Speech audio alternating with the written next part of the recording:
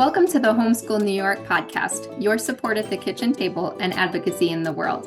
I'm your host, Emily Hutchinson, and today I'm joined by Kathleen Cotter Clayton from RightStart Math to talk about everyone's favorite subject. Kathleen has joined us a few times for Facebook live streams, and her approach to mathematics always blows my mind. So Kathleen, thank you so much for being here with us today. Well, thank you, Emily. I'm delighted to be here. So to start off, would you be willing to share a little bit about yourself and your role at RightStart Math? Yes. Again, I'm Kathleen Cotter Clayton. I am been with RightStart Math I'm on my second round. I actually did it when I was busy popping out babies. And just did at that point the company was very small, and I was doing just kind of little things here and there. I mean, I was kind of doing shipping and assembly work and the such. And then I left for about 5 years, went and did something different, and came back. And that was in the year 2000. So I've been with the company for the second time around since 26 years now. I started out by, again, kind of doing shipping, assembly, and over the years I've grown, and now I'm actually doing curriculum development under Dr. Cotter. And if you're paying any attention whatsoever to my name, it is Kathleen Cotter Clayton, and it is Dr. Cotter. Again, paying a little bit of attention there, somehow I am related. She is actually my mother. I do refer to her professionally as Dr. Cotter or Joan, because it's just not the same if I say, well, my mom said so, we need to do this. So I do refer to her again professionally as Dr. Cotter or Joan, but we're not like a weird family. When I'm talking to my mom, I do call her mom. But I do write under Dr. Cotter. So I do write, like, I'm the one who's been developing the Right Start tutoring series. I did help her write levels D, E, F, and then G and H with the Right Start Math curriculum. So I kind of do a lot of things, a lot of different varieties. Go to a lot of conventions, do a lot of speaking. I was just actually working with a school yesterday. So lots of different things. Mm, awesome. So could you tell us a little bit about how RightStart Math got started? How old were you when your mom started the company? A very good question. The whole thing started because my brother, who's 5 years younger than me, was having difficulties in math. Both of my parents are engineers. So, they should be able to figure out how to teach math. Well, my brother in third grade was going to a school, and it was not going well. I mean, this is a little dramatized, but it's also reality in the sense that every day he was so stressed out from math. I mean, he would throw up, come pick up your kid Tuesday, throw up, pick up your kid Wednesday, pick up your kid Thursday. So they moved him to today, what probably would be called a charter school. And one of the things that charter school did is they said that all parents need to donate so many hours to make this school run. Well, mom is she's a mathematician. She's actually a mechanical, no, excuse me, she's an electrical engineer. Dad's a mechanical engineer. And so since my brother was having difficulty, she said, we've got to find a way to help this kid with his math because this is not working. So she started to create card games, and the kids in the school were playing them. And my brother got better and better. He, by the way, is an engineer now, so he got over his throwing up thing. So he did very well for himself. But they were creating the card games, and some people in the school that they were in said, "Gosh, these are really good." And mom said, "Wait, what?" And they said, "You should write these down." Oh. Okay, that was actually the beginning of the program. So she started it because there was a need. And then she's also a Montessori teacher. So she's an electrical engineer. She's a Montessori teacher. And in her Montessori years, she was looking at how they were teaching math and said, this is good. I mean, Montessori, it's amazing. But there's something missing. And so she started to kind of create new things based on the Montessori. And from there, she created the abacus, which we call the Cotter abacus. You can see, if you're familiar with Montessori, you can see a lot of Montessori influences in the RightStart Math program. But she just kind of kept developing it to fit needs. There's got to be a better way to do this. How do we do this? And it kept growing and growing. She went and got her master's in curriculum and instruction, taught grades 6, 7, and 8, and very politely said, these guys are idiots. Not because they're stupid, but you can't be doing higher level math if you don't have your basics. So she went back to school again and got her PhD in mathematics education with an emphasis on brain research.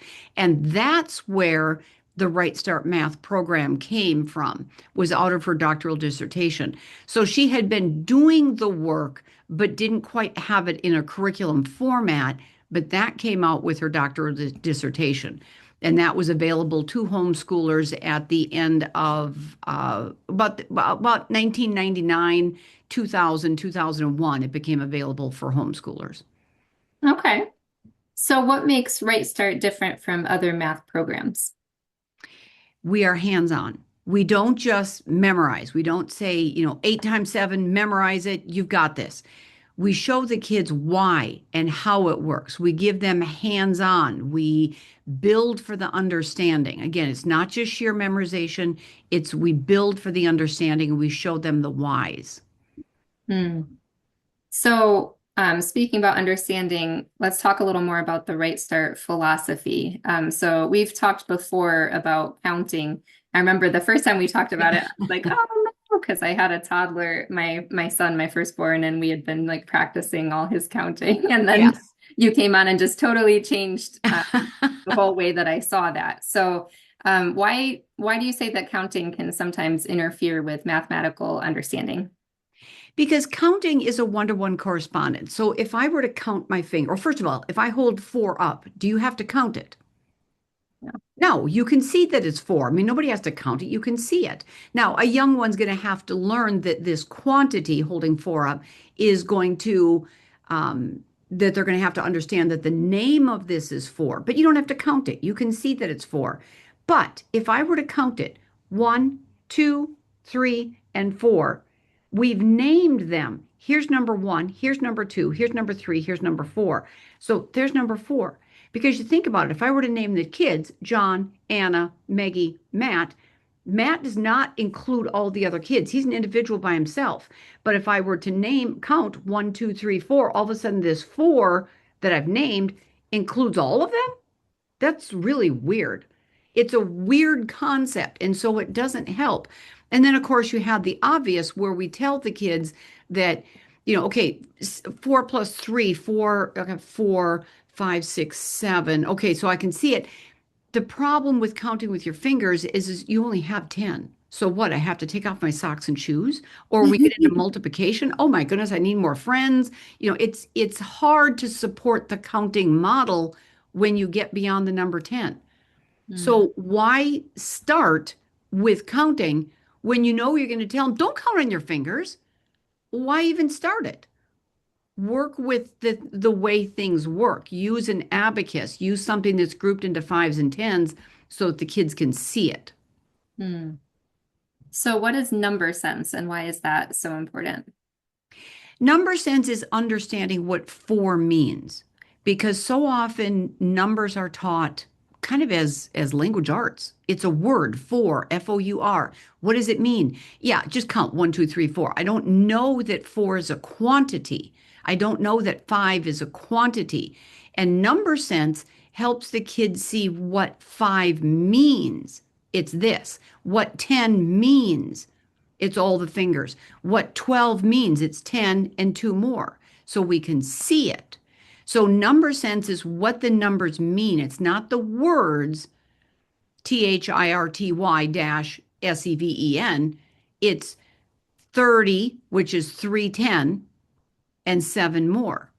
So Hmm. I can see the quantity of 37. And if you take 37 and just throw out 37 little counters, I can't tell. I mean, who cares how many's there? Whatever. But if I have them grouped in tens, tens, tens, 3, 10, 30, and 7 more, I can see that. So that's what number sense is it shows us what the numbers mean. It's not just random symbols. Hmm. So could you talk a little more about how RightStart helps children to think mathematically as opposed to memorizing procedures? We show the kids, and I'm going to grab an abacus here, and I've got just a little one. So it's the colors are a little bit different from the one that we normally use. Here's my abacus. If I'm going to put it here so you guys can see it, get it straight. There we go. So if I put on this quantity, you can see that you have 5 and one more right here. Let me scooch that in a little bit. There we go. So you can see that you've got 5 and one more. There's 6. Now, if I do 6, well, let me clear this here. Let's put on this. How many's there? 9. 9. You didn't have to count. You can see it because you've got the 5 with the dark beads and the 4 yellows. You can see that it's 9. So this would be 4. 4. You're not counting. So now let's do this. Let's do 4 plus 3 more. So I can see I've got 4. I can see I've got 3. I push it together. Oh, I can see the answer 7. I don't have to count. Hmm. I can see it. So the abacus shows the kids how the numbers go together. So let's leave the 7 on there. I'm going to put a 6 on the next line. Can you see how many are there? 13. Where do you see 13? You're right, but where do you see it? Well, the 2 groups of 5 would be 10 and 3 yellows. Yes, you can see I've got 10 and 3 more. Answer is 13. Now, it's interesting. You did really good, Emily. A lot of times when I ask people to see, especially children, but even when I ask adults, yes, the answer is 13. Where do you see 13? And they're like, well, uh, there's the blue is, and they stammer and stutter until they come up with it. And that is actually still part of the learning process because I'm taking the information that I intuitively know. I see the 10, I see the 3 more, and I put it, and I have to sort it in my brain so that I can come back out and say, I see 10 blue and 3 yellow. So we want the children to explain what they're seeing, not because we're trying to make them prove it, but because we want them to sort it with their thinking, sort it in their brain. Because as you well know, if you know something, okay, I know the answer, but if I have to teach it to somebody else, that's when you really understand it. Hmm. Whether it's like I'm a quilt designer. So if I have to teach this thing to somebody else, I need to really understand it. Just that of just, well, you just do it. Or like if I'm a golfer, well, you just like swing the golf thingy. No, there's a way to do it. You have to explain how your stance and your grip and you hold like this and you shift your weight and you do all these different things. When you have to explain it, it makes more sense. Hmm. Absolutely.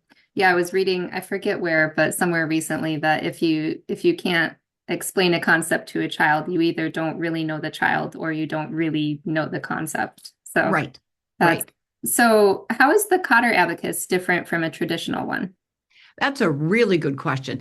I don't even know how many different types of abacuses. There's the Russian, there's the Chinese, there's the Japanese, there's the Slavonic, there's all these different abacuses. Oh, wow. Some of you maybe even go look in your toy box. You've got the Melissa and Doug abacus where there's 10 beads, but they're all one color. So the first row is pink, orange, green, yellow, blue. Ours is different because we have it grouped in 5s and 10s. So you can see, oops, let me scoot this all over here. You can see that you've got 10, you've got 5 and 5, which make 10, just like my fingers. Hmm. So this is my blue, this is my yellow, which matches directly with the abacus. So you can see it with it. So that's the big difference is that we're grouped into 5s and 10s. And then also, if you look down here, after 5 rows of 10, the colors switch so that we have another group of 10. And it's so simple that people almost miss how obvious it is because if I have all these and they were all blue, blue, blue, blue, blue, blue, blue, blue all the way down, I couldn't tell if I had, let me scooch these over here. If I had this many 10s on, how many are there? 7. 7, 10. I can see I've got 5, color change, 2 more. So we change it that way also. This is a learning tool. The Chinese and Japanese abacuses are used for calculating. So when you use a Chinese and Japanese abacus, you already know the facts. You're using it more as like a scorecard. I'm keeping track of what I'm doing with it, and I'm kind of managing things. Whereas this, we're learning. The other thing that's different about our abacus is it's got a side two, which if I move that a little bit closer, you can see. It's got a Okay. side two. Where now anything in This column is going to be your ones, tens, hundreds, and thousands. Oh, wow. So now we can go up to 20,000 beads or 20,000 as a number. So we can extend this. So ours is the only abacus that is double-sided. All the others are single-sided, and you may be able to use them different ways, but again, it's more approaches rather than different uses. Ours is actually different uses. Have you ever put two together to go even higher or at that? No, I haven't, but that's a fun thing. Usually because at the point you get to 20,000, that's a lot. At Yeah. that point, the kids are starting to more internalize it and do it mentally rather than kneading it with my hands. So Yeah, so that kind of leads to the next question. When should children stop using the abacus? And then also just playing devil's advocate a little bit. Some people might question, does using manipulatives create a dependence on them? very good question. Basically, the child will let go of it when they need to. Now, I had a daughter who was using, knew the abacus, did it well, she did good. But then after a while, I realized that she had forgotten some of her math facts and she was over there finger counting. I'm like, we can't do that. No, no, no, honey, no. And so I pulled the abacus back out. And she was at that point probably about 10 or 11 years old.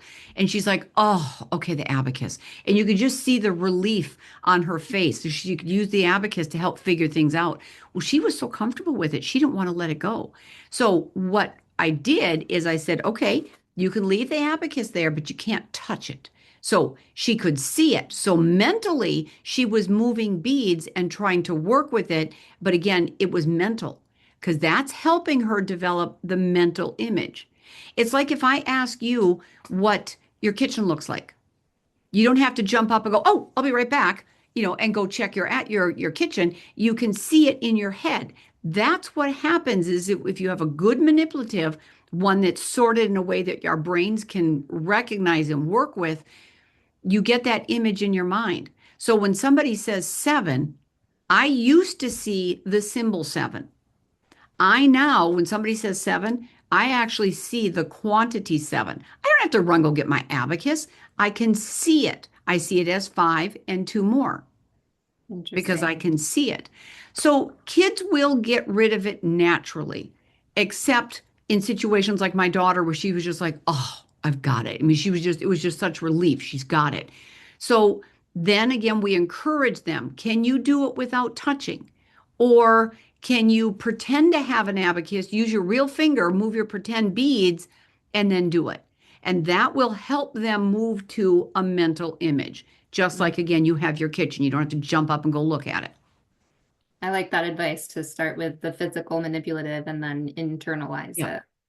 And even think about babies. What do babies do? I mean, as soon as they get hold of something, they immediately put it in their mouth. They want to touch it. We've all gone shopping with 3-year-olds. You put them in the cart and they have like octopus arms. They can reach both sides of the aisle. They want to touch everything. They want to taste everything. They want to explore it. Same thing with the kids. Just because you draw the symbol seven doesn't mean that they understand what it means. They have to see it. They have to touch it. Then they can internalize it, let go of the quantity so that they can get it in their mind. But again, if I ask you, can you imagine 8 apples sitting on your counter? They're all one color. Can you see that and be confident that there's 8? I grouped them into two groups of 4. Oh, you cheated. You grouped. Yes. Yeah. But see, you can't, most people cannot do it. About once a year, I'll meet somebody who says they can do it. Most people cannot group 8 cannot see 8 in their mind and be confident that it's 8 without the grouping like you just did. But if Yeah. I tell you that 5 of the apples are red and 3 are green, oh, I can see that. Right. So it's the same thing with the child. Instead of seeing 8 as an unknown, ungrouped quantity, you can't see it. Mm. We group it and then they can see it. So it's easy for the children to let the mental, excuse me, to create a mental abacus and to let the physical abacus go. Love it. So you mentioned the math card games that your mom developed for your brother. My husband would love this one. He's all into like the gamification of Oh, learning. yep. He's Yep. actually designed and sold his own board game just for Oh, fun. wow.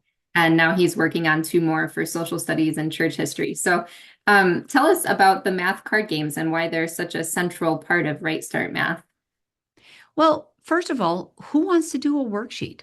I mean, unless you're like that girl who's like really, really, really good at it. She wears a pink bow in her hair and she's, really good. Oh, I love worksheets. Yeah, because you're good at it. But any kid who really needs to work at their math facts or has any kind of learning challenges, nobody wants to do worksheets. Mm. But if I sit down and play a game, like remember the game Go Fish, where you want the four to match a four, the eight to match eight, and it's not rocket science? We want our pairs to be things that equal 10. So four needs what to make 10? 6. Six. And if I'm not sure, let me grab my abacus here. So four needs I can look over here. Oh, needs a six. Yep, yep, yep. Okay, you're good. Okay, so four needs a six. So Emily, do you have a six? No, Go Fish. Hmm. Oh, okay. So look at the math facts that I did. And as I'm working at it, so I'm looking at my hand, I'm going to grab, actually, I got a card deck right here. So if I'm looking at my hand, then I have, let me just grab some cards. So I have these cards, 9, 3, 9, and a 4. So I'm going to look at this 9. 9 needs a 1. So Emily, do you have a 1? Oh, thank you. So now I have a pair. 3 needs a 7. Emily, do you have a 7? No, Go Fish. Hmm. Kids will play this for hours, but look at the math facts that I was doing with this. And Yeah. it's fun. Remember the game of war? Let me go grab different cards here. Remember the game of war where you lay down two cards, whoever has the higher, whoops, let me put this together here. You lay down two cards, whoever has the higher one takes it. Okay, again, not rocket science. We want our pairs to be things that equal 10, or excuse me, we want to add, sorry, got wrong direction there. So we're going to lay down two cards, but instead we're going to lay down two cards here. Oops, I'm going to get trying to do this backwards. Good heavens, trying to do this mirror image. There we go. Each person lays down two cards, adds them up. Who has the higher total? And Hmm. then that person, it's going to be this hand, that person is going to take all four cards. But again, we like the kids to say the equation. So 3 plus 7 is 10. 9 and 4 is 13. 13 is a bigger amount. Going to take all those. Again, it's a worksheet. The kids will play it for hours to the point that you will cheat to lose to get out of there, which is bad parenting, but it happens. I love it. So, what are what are some ways that busy families can incorporate these math games into your routine? Well, if you're using the Right Start Math program, we're going to tell you what games to play on what day. We would like to make life easy for you. Again, if you're using the curriculum, so it's going to tell you what to do. What I like to do is when I'm teaching is we'll go through, teach a lesson, play the game, and maybe we'll only play 10 minutes because I got other kids. I got to school them. I got to work with this. I got to do this. So we'll play 10 minutes of the game, but then I'll stop because now the kid knows how to play it. I can kind of see how they're doing with it. And then I'm going to grab the older kid. Hey, Jonathan, will you please come play this with Matthew? Jonathan is reinforcing, Matthew is learning. I can go teach Maggie. And so I can manage it that way. Another thing I can do, let's say that Jonathan doesn't have time because he's got to go work on his algebra or, whatever he's doing. And I don't have time and I don't have another kid who can play the game with Matthew. I tell him, you play the game by yourself. Play right hand versus left hand. Play against the dog. Play against your invisible friend Austin. So, and Matthew actually did have an invisible friend Austin. We had to set the table sometimes for Austin. But anyhow, so he would, adapt it to fit your family. Or when dad comes home and dad has 112 things to do, totally understand that. But what power for your sons to show dad how to play a game and then beat him. And what I like to do is I like to tell the kids, you'll be excused from supper table, or excuse me, you'll be excused from supper dishes if you go play a game with your dad. One, I get the table done. I get everything cleared properly. I get the kitchen cleaned properly. Number two, I don't have to play the game. Dad's playing the game. Matthew's learning. Everybody's happy. So Win. find ways to work it in. If you're not using the curriculum, but you still want, games. I want some of these games. These sound really, really good. We have a math card games book that has addition, subtraction, multiplication, division, fractions, clocks, and money. All that is in there. So let's just say that you're using, XYZ curriculum, and I'm looking for a game to practice my multiplication facts. Go to the multiplication chapter in the Math Card Games book, and then look for the objective that says practicing math facts or practicing my multiplication facts. Oh, here it is. This is it. And then go play that game. If you're working into, like I said, XYZ curriculum, then make a note in that curriculum that game, whatever it's going to be, is going to be a great game for this lesson. So when the next kid comes up, you know what game to play instead of going, oh, there was a really cool game. What do we play? And have to keep reinventing the wheel. Make notes in it. It's your book. Make notes in it. What game the kids liked, which games they didn't like, which games helped at which lessons. But again, in the RightStart Math curriculum, we tell you what games to play when. And the other thing I think with games, it's kind of fun. Two things. One, games are like hugs. You can't overplay the games. You can't overhug your child. So play the games, play the games, play the games. And then if you are having a bad day, you've got a headache or you've got a dentist appointment or your mother-in-law is coming and you got to clean the house. I mean, whatever it is, 10 to 15 minutes of a game is the same thing as a worksheet. So if you don't have time to play the game, tell the kids, okay, Jonathan and Matthew, I want you two to play. Anna and Maggie, I want you two to play this game. And you guys are going to play for 30 minutes while I get whatever it is done. Check, you did math that day. Go you. So it makes life easy. I love it. So let's talk about fractions for a minute. Why do so many students struggle with fractions? And then how does RightStart teach them differently? It's funny because I was just talking yesterday with the school about fractions, and it was so fun to watch these educators over here going, what? This is what fractions are? So often fractions are thought of as just something you have to memorize. I don't get it. They don't understand that it's one broken into two equal pieces. And we write it as 1/2. So 1/2.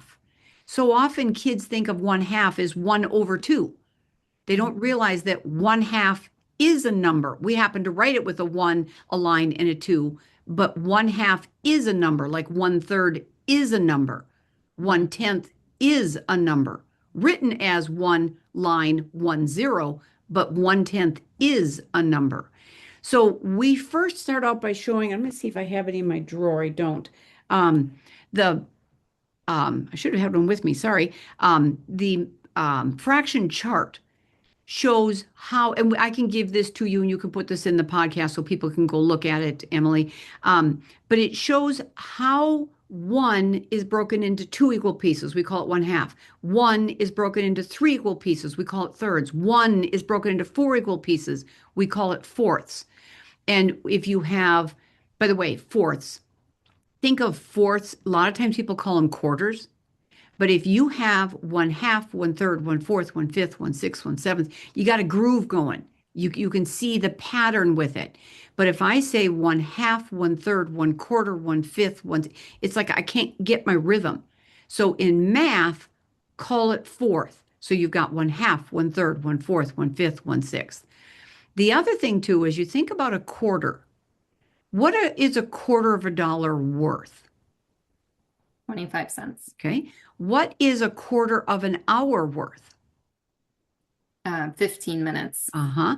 What's a quarter pounder? How much does it weigh? 1/4 of a pound. Right. Or 4 ounces. Look at how quarter now has the value of 25, 15, 4. It's like, what? That's another reason not to use quarter. Now, it isn't a word we use. It's another way. But in math class, call it 1/4. So we use a linear chart that helps the children see the relationships with it. And then, of course, we're playing card games to practice our skills with that. So, do these visual models work with the older students as well? The Absolutely. fraction chart? I was just talking with a coworker here, and she's a grandmother, so we won't discuss her age, but she's old enough to know things. And she was just telling me yesterday, I don't know how the conversation came up, but she was saying about how when the first time she started working for us here, the first time she saw the fraction chart, she was just like, wait, what? That's fractions?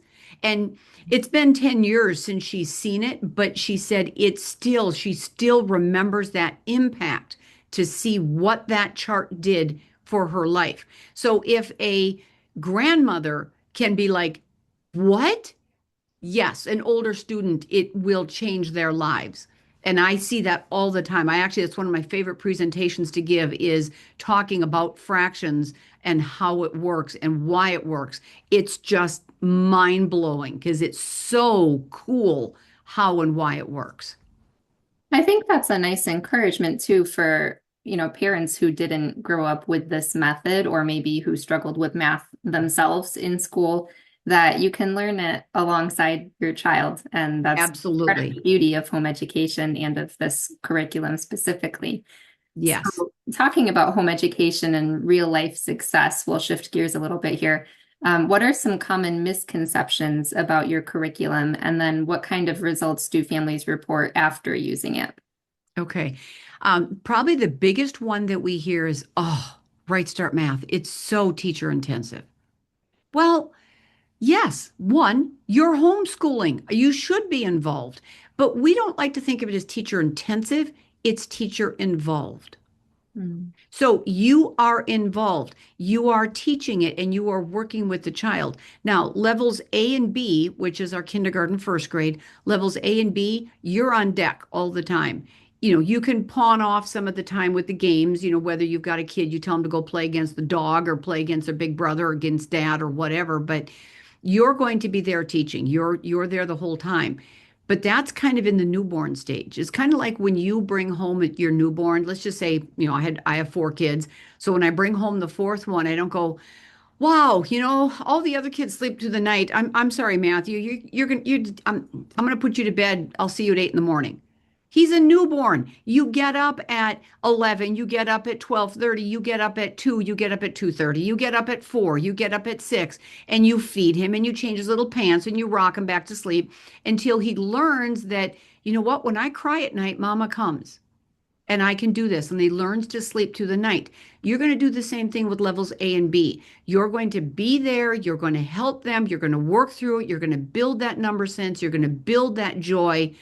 And then when we get to C and D, there's more time where they're doing a few worksheets. And again, because math is a written language, you do have worksheets, but you're not there for all the worksheets. They're going to be a little bit more independent. And then you get to E and F, they're going to become far more independent.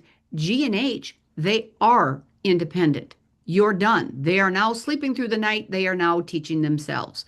So yes, you put the time into it. But it's also not teacher intensive in the sense that, oh, I've got to make this and I got to cut these apart and I have to do this. We give you all the materials that you need. There's some things you need to find, like a calendar. Most people have one somewhere, or find a pencil or, common things around the house. But everything that you need to teach, we give you. There's a few things you need to cut apart, but it's something you do once and then you're done. So it's not teacher intensive, it's teacher involved. And that's why we choose to homeschool is I want my kids to be successful. I don't want to put them in a situation where nobody knows, nobody cares. Did my kid fall asleep? Did my kid leave the room? Who knows? I want them to be I want to be involved and watching them. The other thing too with being involved is I can see if Matthew he is done. He is done for the day. He did it 20 minutes and he is done. Don't keep going. Stop. Pick it back up tomorrow or maybe in the afternoon. Pick it back up another time when he's back to being fresh and he's able to think about stuff. Again, that's part of being involved is you can cater the lessons, the day's lessons to that child, to they're having a bad day, they're having a great day, or maybe they get done with the lesson, they're like, and can I have more? Yes, turn the page and keep going. So you can be involved so it can fit each child so that they have the best experience possible, which of course is why we homeschool, because we can do the best job. Because we know our children the best. Yes. Yep. And also too, if you have a child, and I talk to a lot of parents who have children with learning differences, nobody is going to fight for your child harder than you. Mm. You know your child. When something is wrong, you know it. Just like you know if they have a fever, you know something's not right. You know it. Nobody's going to know that better than you. Same thing with the math education. If you think your child's not getting it, they're not getting it. You know, and you can adapt. So what do you do if I don't think he's getting it, but I don't know what else to do? You call us and we'll help walk through it. We have people who can help you, try this, try this, try this. If you stump them, you come to me. If you stump me, you go to Dr. Cotter. Because if you're going to use RightStart Math to teach your children, you are part of our family. What can I do to help you and support you so that your child is everything that they want to be? What can I do to help you? You have to call me. You have to reach out to me so that I can help you. And is this K-12? No, good question. We are kindergarten or brand new, never been used child. Sometimes they start as young as 2.5, 3 years old, 4 years old. Most of them are starting 4, 5, and 6 years old, but that is a kindergarten or like a brand new, never been used child age. And we go up to high school algebra. So we Okay. go kindergarten, elementary, middle school. When you're done with level H, you're ready for high school algebra. We have 5 programs that we recommend. And so then what we have and what we recommend, we can take you from kinder to college. Okay. And then what if you have, maybe an elementary or early middle schooler who didn't start out on this path, but you think it might be a better fit? Is that possible to switch partway through? Yes, absolutely. In the beginning, level A again is for a brand new, never been used child. But let's say we got a 10-year-old and you're like, no, I think Right Start's going to be a great fit. Let's just say conversationally, we put them in level D. We're starting to work on multiplication. In the very beginning of levels B through F, through B through F, there are review lessons. They review the things that the kids know, or they should know, but we make sure they understand it and then we show them how to do it our way with understanding and play games to help them practice it. So if I'm going to take this fictitious child of ours and bring him into level D, the first just going on memory here, I'm going to say about the first 11 lessons are going to talk about what does 7 mean? The idea that 7 is a quantity, it's not just a symbol. Here's how we do 7 plus 6. You can see that you've got 10 and 3 more. So we're going to show them how to do these things. If they're going into multiplication, they should know their addition. But we give them an easier way to do it. We build so that they can build on things now. We want to make sure that foundation is solid so we can build and work on multiplication. If you have an older child, so let's just say we've got let's say a 13-year-old, and they just can't get their multiplication. I don't care what we have we have sung, we have danced, we have done this, we have done, and it's just not working, and this kid is not getting it. We created a series called Right Start Tutoring. So Right Start Math is the full math curriculum that goes all the way from kindergarten up to middle, to the end of middle school. But the Right Start Tutoring addresses that, what I say he was, 14-year-old, he needs to fix multiplication. We don't have time to go throw him back into level D and then E and then F and then, he doesn't have time for this. So we Right Start Tutoring just does multiplication. There's multiplication division book 1 that does 1 times 1 to 10 times 10. Again, well, let me continue here. 1 times 1 to 10 times 10, and then it does division from 100 down, including remainders. No worksheets. Wait, what? How can you do that with no worksheets? Well, what happens is we play the games. So you're going to teach a lesson, we play a game. You teach a lesson, we play a game. You teach a lesson, we play a game. And then about every 7-ish, 10-ish lessons, all you do is play games that day. So it's just game based. Now, there are times where they may write something down, but they're writing it down. I am not saying, oh, good luck, son. Check this worksheet out. Have fun. I'll see you in the spring. No, it's he's writing it down and he's working with it and working through it. And again, practicing with the games. Multiplication division book 2 does multi-digit multiplication. So 4 digits times 2 and 3 digits. And then it does short division, which is really cool, and long division. So we show you how to do it. Again, no worksheets. There's times you're going to write stuff down, but there's no worksheets. And then in all of the tutoring, we have word problems woven in because math is not so that you learn your multiplication tables. Math is so that you can solve problems you've never seen before. Mm. For example, remember when we went around the dark side of the moon? Kind of remember, what's it been, about a month ago now? They shot that rocket off. They make any little error, those guys are like gone. We'll never see them again. They are gone. And then they had to not only go around it, but they had to come back and then land successfully. This was not a problem that we have the formula for. We don't like, oh, dark side of the moon formula. There we go, put it in. No, they had to figure this out. That's what math does. Math gives us tools to solve a problem we've never seen before and find a solution successfully. Mm. So that's what we need math for. So that's where the word problems is so important, because if a kid just knows what 8 times 7 is, okay, well, whoopee ding dong. But if they know how to apply it to something, so that I get my astronauts back from the dark side of the moon and land them successfully. That's what math is for. Mm. Thank you for that information. That's really helpful. So what's the most rewarding success story that you've seen from a RightStart family? I just had one this morning that was so neat. I had a mom say that she used RightStart with her son. I think his name was Matthew, but I'm not sure. She had used RightStart with her son, and he is now a mechanical engineer and a test pilot in the Air Force. Oh, wow. Wow. Now, obviously, this kid is a bright kid, but she said, I'm not saying this, she said that RightStart Math gave him that foundation to grow from. Mm. I was, a couple weeks ago, I was in Richmond, Virginia at the HEAV conference, and I had probably about 15 people come up to me and sit and wait until they could get my attention. I'm talking to other people. Okay, yeah, how can I help you? And they said they were so pleased with the talks that I had given a year ago that they wanted to come a year later, stand in line and wait to talk to me and say that that changed their lives, that changed their children's lives. And it's just like, oh my goodness.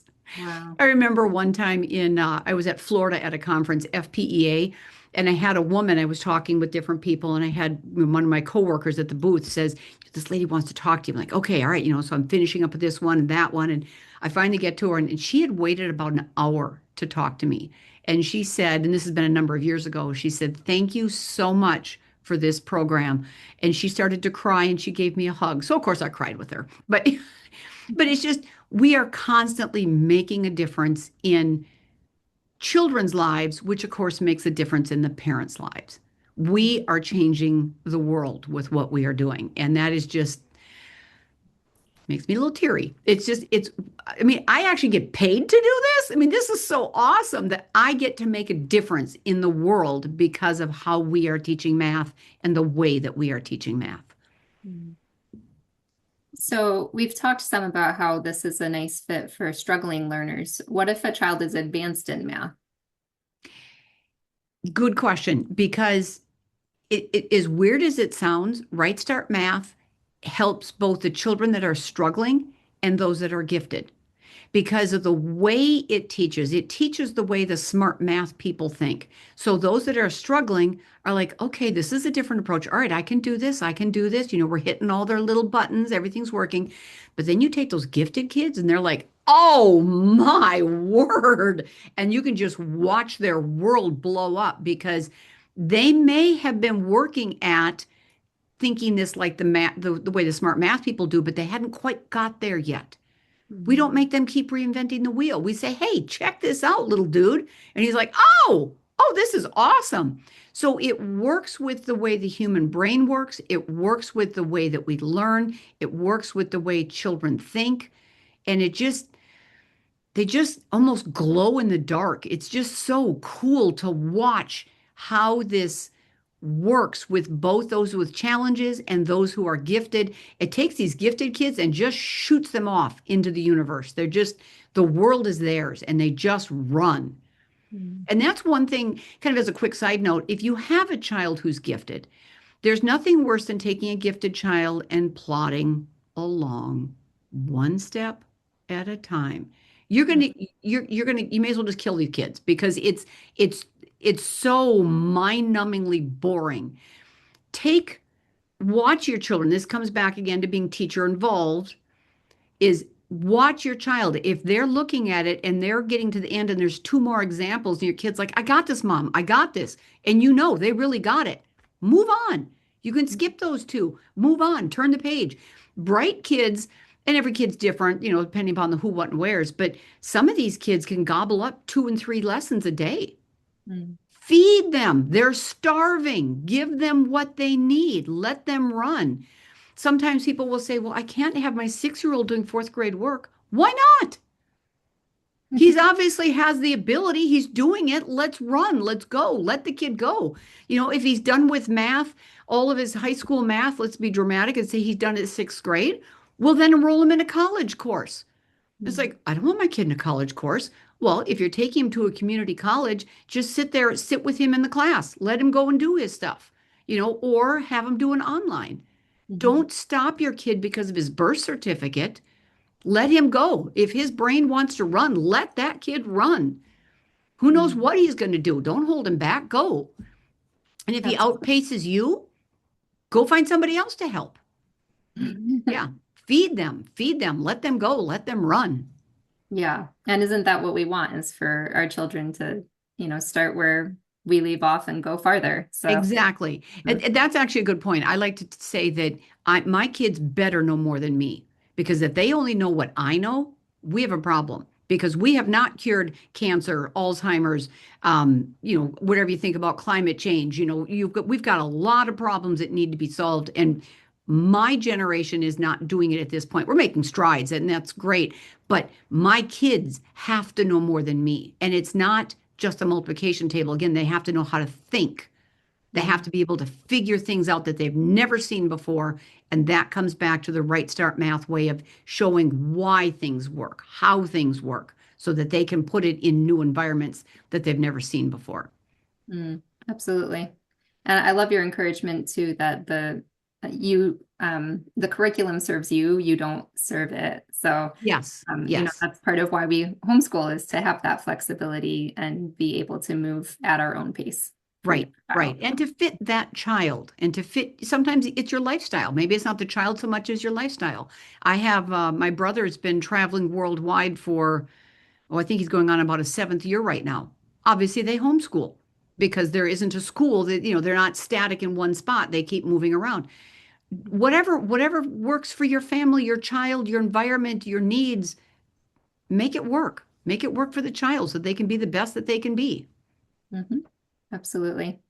Well, Kathleen, thank you so much for sharing your time and expertise with us this morning. I always enjoy learning from you. This is enriching for me. And so thank you again so much. Are there any last comments that you would like to add before we close out for today? One thing that, and this is me as a mom, as a mother of 4, I think it's important that we teach our kids reading, math, and morals, or ethics, however you want to describe your morals, whether you want to put it with religion or, however you want to put morals. Because if a child has reading, they've got all their history, they've got all their geography, they've got all this, that, and the other thing. If they have math, they have all the sciences. And there's nothing worse than having a brilliant kid with no moral compass. To me, those are the 3 most important things we can teach our children, is reading, math, and morals. Because from there, the world is theirs, and they're going to be good people who are going to do good things. And that's where we want our kids. Beautiful. Well, thank you again. And thank you to our listeners for joining us. Don't forget to like and subscribe. And if you have any questions for Kathleen or for Homeschool New York Leah, just comment below or send us a message on our website or social media pages. We'd be glad to continue this conversation there. Thank you, Emily. Thank you. All right. For now, we'll sign out, and we'll catch you next time on the Homeschool New York podcast.